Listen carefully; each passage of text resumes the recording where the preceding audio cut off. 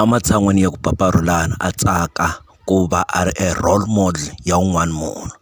yena se u nghena a kwata swi komba leswaku xifandani lexi Rhulani xi n'wi chavise ngopfu loko xi nghena hi voice liya ya yena liya xi tlhe xi kopela everything leswi a swi endlaku ene xi tlhe xi kombisa leswaku ya u nga ri khale ku ta yiwa ku performeni ene ku nga ri khale Philani i hlamuseleni leswaku no ku ta ndliwa ku ta tselekiwa hit leyi nga ta hi December swi ve swi chusa papa Rhulani a va ku no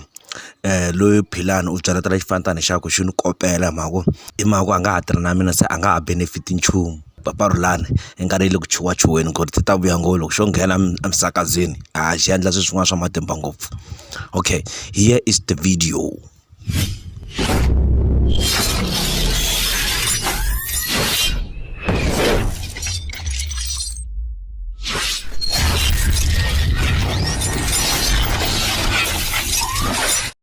Sweswiwani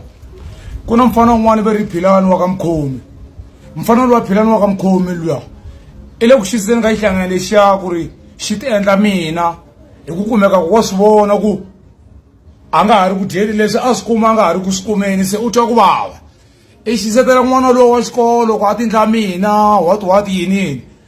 i xini xi nga endla ku xavisa movha hi Philani u te u na mali wena u xavisi movha wena na ntiwe wa swi twa we wa nenge wa